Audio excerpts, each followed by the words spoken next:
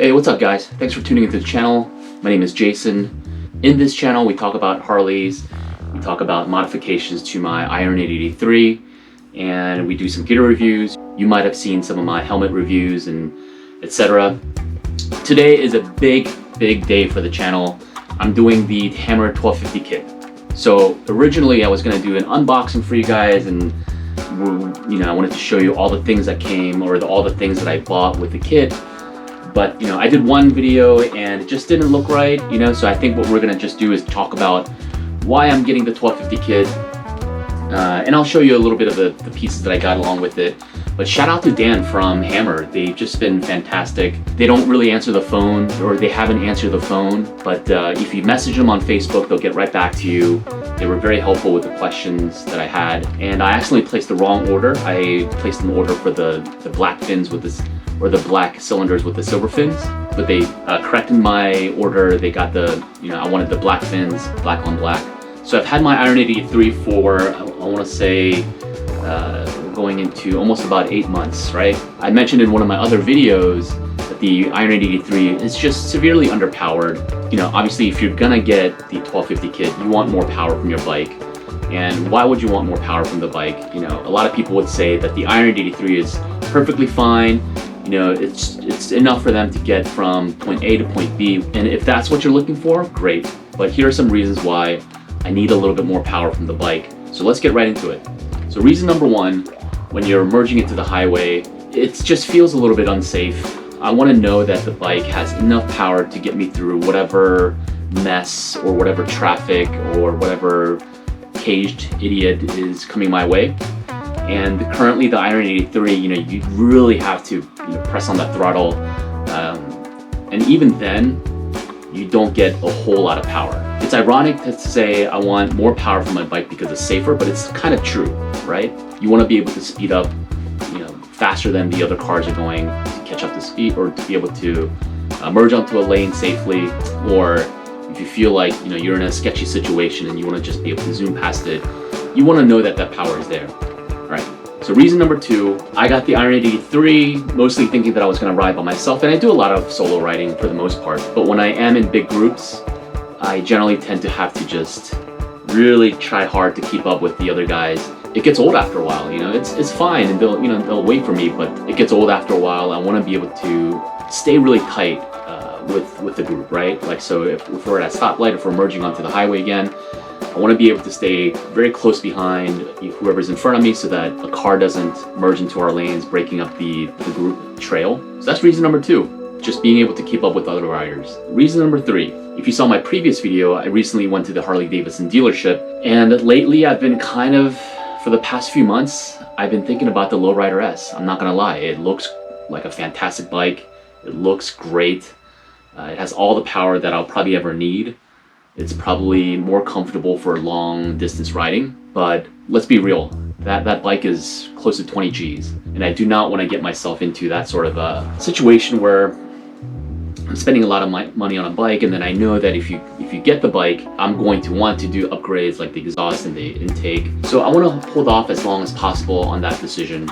I know that someday I will get the Lowrider S, whether it's the second bike that I have in addition to the Iron 883, or it's the bike that I trade in my Iron 883 for. I do think at some point in my near future I will have a Lowrider S, which will be awesome. But for now, I just want to really enjoy the Iron 883. I still have a long ways to go in terms of customizing the bike, I think. So let's talk about the kit. I went with the 1250 kit. I didn't want to shell out, I think it was about $200 more for the 1275 kit. And at that point I was like, you know what, the 1250 kit is probably going to be enough for me. So yeah.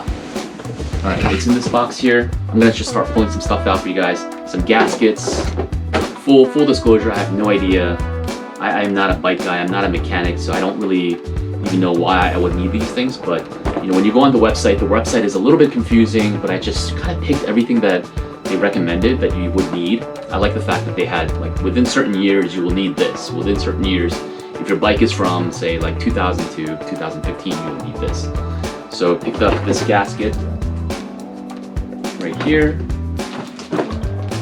a clutch,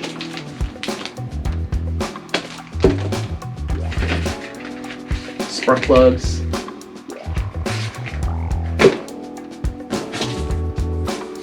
More gaskets in here, not trash.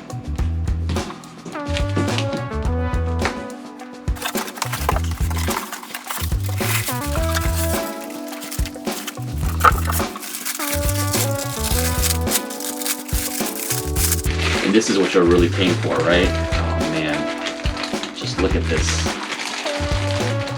It looks exactly the same.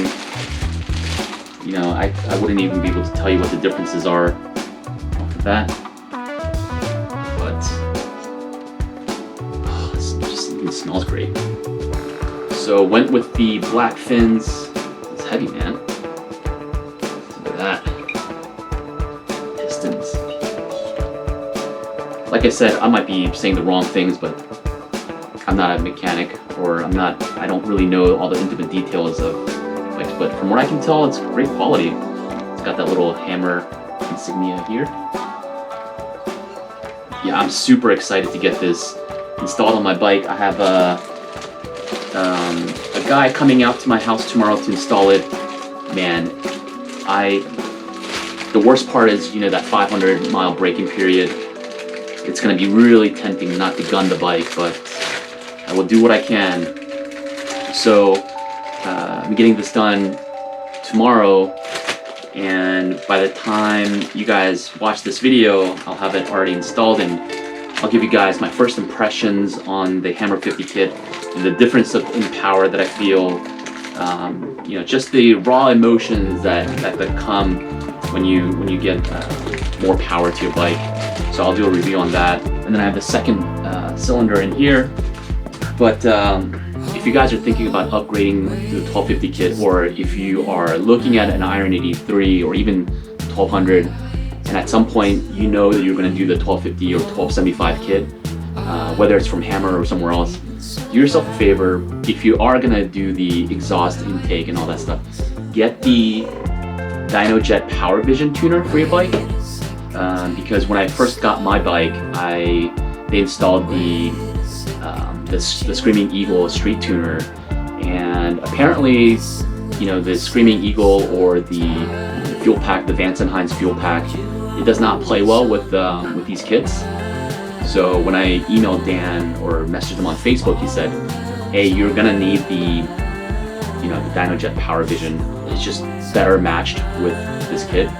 Something about, you know, the Vance & Hines fuel pack not having the correct mapping. I could be wrong. You know, I think that I've seen a few videos of other users or other riders who have had some decent success with the Vance & Hines tuner, but with an investment like this, you know, this cost me about $800-900 or so. What's another, you know, few $100 for a tuner? Get it properly matched, get it properly tuned, and just be happy with that kit. So I bought this used on eBay. Hopefully it'll work. But yeah, that's that. Hopefully this prevents me from upgrading to a bigger bike in the near future. Yeah, because I still like the Iron 83. It just looks great. It's a great looking bike. You know, for the most part, I'm very much happy with it. And hopefully with this kit, I'll be more satisfied. But thanks for checking into the channel again. I really appreciate you guys. If you're new here and haven't subscribed, please consider subscribing. Click the like button. Definitely appreciate it. But yeah, I'll see you guys in a few days once I have this kit installed, and you know, I can't wait. You know, it's going to be awesome. All right, thanks.